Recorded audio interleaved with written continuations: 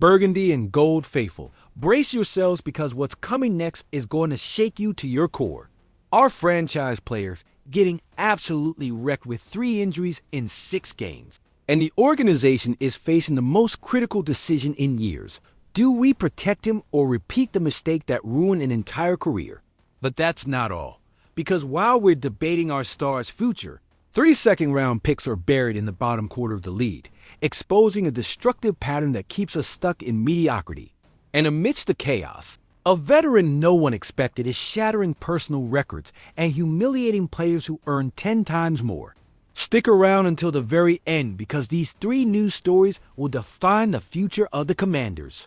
News 1. The Jayden Daniels dilemma. Let me tell you something many folks don't want to hear, but I'm telling you this with absolute clarity. Jayden Daniels has played 6 games this season and has suffered 3 significant injuries. A knee sprain, a low-grade hamstring strain, and a dislocated elbow. Do you understand what that means? That means our franchise quarterback, the man who led us to the NFC Championship game last year, is getting physically destroyed. And now comes the million-dollar question everyone in the DMV is asking. Should Jayden Daniels play again this season? Because let's be honest, we're 3-8. The playoffs went out the window weeks ago, and any hope of having a winning season died sometime between Marshon Lattimore's injury and the 6th consecutive loss. Ben Standig, who covers the team independently, said something that makes a lot of sense and that I believe is exactly the right approach. He mentioned he can't see Daniels returning for the game against Denver, and after that, we'll have to see what Dan Quinn tells us. But here's the key. Do you play him no matter what? Standig landed on something brilliant, as long as there's enough runway to make the games meaningful. And you know what? I completely agree. 1 game doesn't do anything for me. 2 games, I don't know, maybe. But if he can play the last 3 or 4, that gives you momentum. That gives you a chance to really try and fix some things and get things rolling to build momentum heading into next year. Now I'm asking you, why in the world would we risk our franchise quarterback for 1 or 2 meaningless games? To appease the fans? To make Dan Quinn feel better about himself? For the holiday games that nobody cares about when you're out of the playoffs? I'm telling you this, it would be a massive, colossal, unforgivable mistake. Daniels' recovery and ensuring he's completely healed from all ailments for a prosperous future beyond 2025 are the main goals. If that means he has to sit the rest of the way, so be it.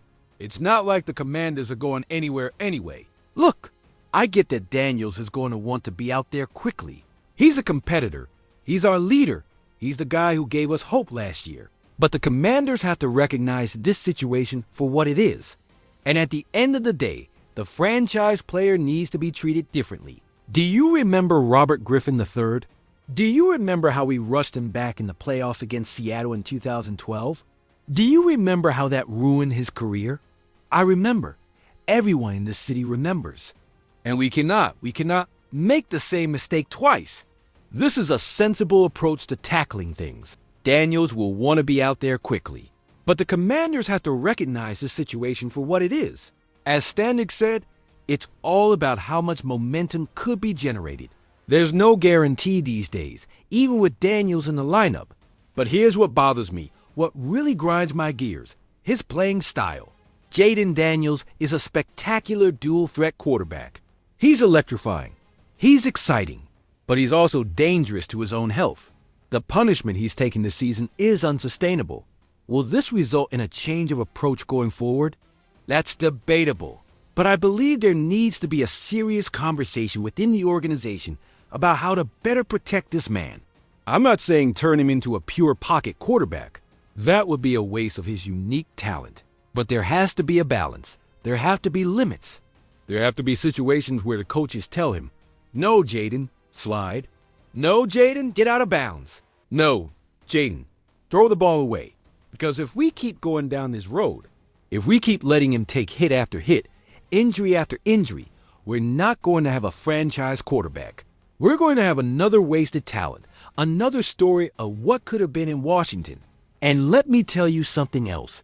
This situation exposes something bigger about this season. The Commanders aren't protecting Daniels adequately. The offensive line has had its issues. The running game hasn't been consistent. And when your quarterback has to do everything, when he has to be Superman on every play, eventually his body is going to break down. So here's my final verdict on this issue. Jayden Daniels should not play unless there are 3 or 4 games left, and he is completely, absolutely 100% healthy. And when I say healthy, I don't mean can play through the pain. I mean all the doctors, all the trainers, and he himself are completely sure there's no risk of aggravating any of his injuries. And you know what else? When he comes back, he needs a different game plan. He needs additional protection. He needs the coaches to be more conservative with how they use him. Because the future of this franchise isn't worth risking for a few meaningless games at the end of a lost season. Do you agree that Daniels should sit the rest of the season? Or do you think he needs the reps no matter what? News 2. The failure of second-round secondary picks, if that surprises you. Wait until you hear this, because what's happening with our secondary is even more concerning for the long-term future of this organization. Do you remember when the Commanders had a defensive line with 4 first-round picks? It was supposed to be the foundation of a dominant defense that would lead the team to championships. For a variety of reasons I won't go over now, that didn't really pan out. Under Adam Peters' leadership, it seems the current Commanders are attempting a kind of budget version of that strategy in the defensive secondary. True, it hasn't been applied to all starters, and the team has opted for second-round picks instead of first, but you can still see the vague outlines of the plan. 3 recent second-round pick safety Quan Martin, drafted by Ron Rivera in 2023, and cornerbacks Mike Sinristal in 2024 and Trey Amos in 2025, selected by Peters, are supposedly forming the core of a new and improved secondary. The only problem is that, at least for this season, the plan has produced even worse results than the 2021 to 2023 first-round defensive line approach. Diagnosing exactly what has gone wrong will be essential for Washington's plans for a quick rebound after a very disappointing 2025. And here's what really gets under my skin. You can blame the poor performance of Washington's young defensive backs on injuries. You can blame it on a subpar pass rush. Both are legitimate explanations. But I'm telling you this, we cannot ignore the simple fact that Martin, Sinristal, and Amos have not been at their best this season. Losing safety Will Harris might have hurt more than anyone realized at the time. Veteran Marshon Lattimore was starting to shake off the rust from his 2024 injury when he went down once again with a torn ACL. That might be the last time he sees the field in Washington. And the pass rush. Well, fans were worried that Peters had done little to address it, especially after allowing Dante Fowler Jr. to leave via free agency. Turns out the fans were right. The Commanders never found a plus pass rusher, and then lost their best option when Dorrance Armstrong Jr. got injured. So we shouldn't totally dismiss injuries and roster holes. But there's no getting around this simple fact. Martin, Sinristal, and Amos have not been playing at their best this season. Do you want numbers? Let me give you numbers. You can look at their Pro Football Focus grades for an example. The 2 cornerbacks rank in the 80s out of 108 total players. That's the bottom quarter of the entire league. Martin is even worse, ranking 86 out of only 93 safeties. That's the bottom 10%. Don't trust PFF grades. Look at their raw numbers. In terms of most major secondary stats, completion percentage allowed, yards per target allowed, opponent passer rating, missed tackle percentage, all 3 defensive backs rank towards the bottom of the league. Now I'm asking you, is this just a slump? Or is this a sign that these highly regarded players aren't as good as advertised? They've all played well at times. Amos looked outstanding early this season before falling off. Sinristal and Martin seemed to be in a bad patch, but both played well last year. What if last year was the anomaly and we're getting a more accurate picture this season? That spells trouble for Peters and his plans to reshape the roster. Because after a relatively long period of ignoring the position in the draft, Rivera tried to address it by taking Benjamin S.D. Just in 2021 and Emmanuel Forbes Jr. in 2023. Both were quickly dispatched by Peters and Dan Quinn. Before the S.D. Just pick, Washington hadn't invested a day 1 or day 2 draft pick in a defensive back since 2017, when they got Fabian Moreau in the third round. So the impulse from both Rivera and Peters to invest some high picks in a young, athletic secondary made all the sense in the world. But if these guys can't perform up to expectations, they'll have to start over. And let me tell you, there are no secret weapons waiting in the wings. Peters has added some young developmental prospects to the secondary, and hopefully, a couple will turn into useful pros. But if the 3 second-round picks don't bounce back, it will considerably delay the defense's development. And you know what's the most frustrating thing about all of this? That we're seeing the same pattern over and over again in Washington. We invest high picks in a position, those players don't perform, and then we have to start all over again. It's a never-ending cycle that keeps us stuck in mediocrity. Look at the Eagles. Look at the Cowboys, even though it pains me to say it. When they draft defensive backs in early rounds, those guys contribute immediately. They become foundational pieces. Why can't we do the same? I believe there's a deeper problem here. Maybe it's the development. Maybe it's the coaching. Maybe it's the talent evaluation. But something isn't working, and it needs to be fixed before the next draft.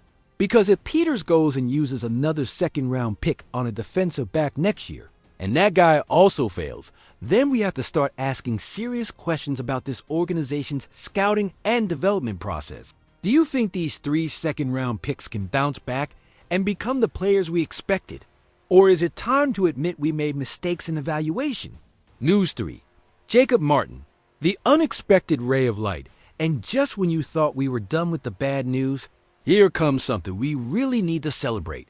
Because amidst all this mess, there's a veteran who's proven there's still heart in this team. There hasn't been much for the Commanders to celebrate this season. However, a quiet veteran has provided a much-needed spark that almost no one saw coming. It's been 6 absolutely depressing weeks for the Commanders, who have gone from potential Super Bowl contender to closely watching the top prospects in the 2026 NFL Draft. But Washington still needs to show some fight the rest of the way, and head coach Dan Quinn's team made some progress in that regard during the loss to the Miami Dolphins in Madrid.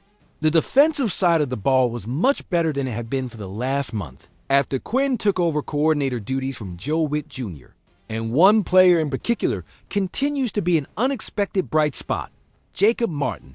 The Commanders have been ravaged by injuries this season, and one position where they're especially suffering is at defensive end. Starters Dorrance Armstrong Jr. and Dietrich Wise Jr. are out for the year, as is backup Javonte Jean-Baptiste.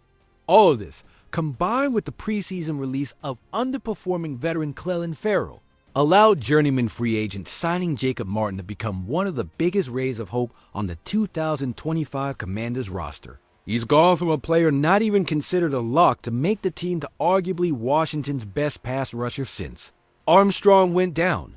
Martin recorded a sack of Dolphins quarterback Tua Tagovailoa in Week 11, bringing him to 4.5 on the year. That gives the 8-year pro a career high in that category, surpassing the 4 he recorded in 2021 with the Houston Texans. He's only behind Armstrong with 5.5, and Von Miller with 5 among his Commanders teammates. In all aspects, Martin has had a career year. He has set personal bests in sacks, combined tackles with 26, and quarterback hits with 12. He has done all this while playing for his 7th NFL team, and his 5th in the last 4 years. And here's what I love about this story. What really makes me feel good amidst all this misery. Even bad franchises need someone to contribute. That's probably part of the case with Martin. He's playing a role he probably wouldn't have on any other team in the NFL, and to his credit, he's making the most of it. I'm telling you this, Jacob Martin is not a long-term piece for the Commanders, and he probably won't be on the roster beyond this season. But for someone who signed in Washington for $2.4 million, he has turned out to be a massive bargain of an acquisition for general manager Adam Peters. And you know what else I like about Jacob Martin? His attitude, his effort, his professionalism. This guy has been on 7 different teams. He's been cut, he's been traded. He's been a journeyman his entire career, but he never gave up. He never stopped working. And now, at 31 years old, he's having the best year of his career. That's inspiring. That's what we want to see from our players. No matter how bad things are, no matter how lost the season is, you keep fighting, you keep working, you keep giving it your all.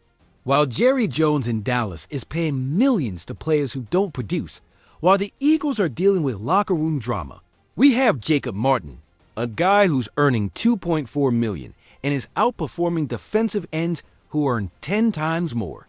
If the same trend continues after the bye week, the Commanders will be wise to keep him. Because guys like Jacob Martin, guys who maximize their talent, who work hard every single day, who never complain, those are the types of guys you want in your locker room.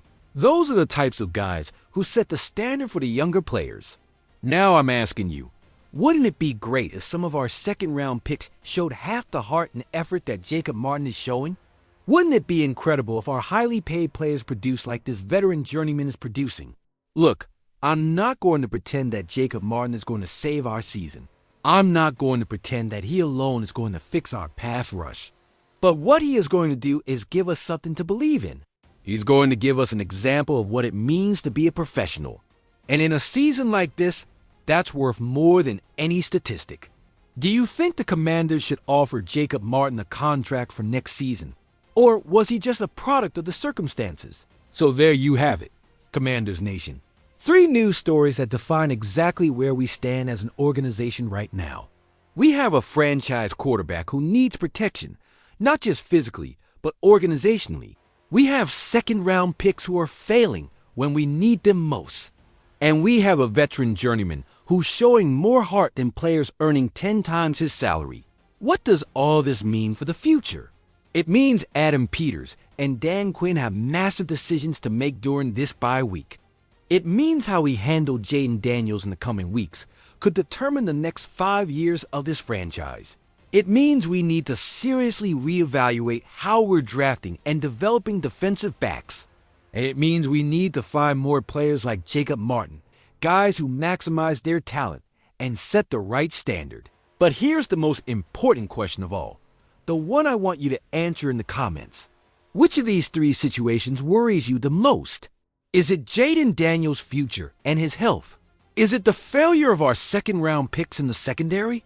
Or is it the fact that a $2.4 million journeyman is outperforming players we invested much more in? Because I'm telling you this, the answer to that question probably reveals a lot about what kind of fan you are. If you're most worried about Daniels, you're an optimist who believes a great quarterback can fix everything. If you're most worried about the second-round picks, you're a realist who understands you need to build through the draft. And if you're most worried about Martin's situation, you're a pragmatist who values effort and heart over pure talent. Leave your comments below. Tell me what you think. Should Jayden sit the rest of the season? Can our young defensive backs bounce back? Should we bring Jacob Martin back next year? And if you like this analysis, if you think I'm speaking the truth others don't want to say, then I need you to do something for me. I need you to like this video. I need you to subscribe to this channel. Because we're a family here, Commanders Nation. We're a community that doesn't give up on this team. No matter how tough things get, we're going to get through this together. We're going to rebuild together. And when we finally get back to the top, and believe me, we will, it's going to be even sweeter because we went through these tough times together. So join this family, subscribe, turn on notifications. Because tomorrow I'll be back here with more analysis, more truth, and more Commanders content you won't find anywhere else. And remember, hail to the Redskins.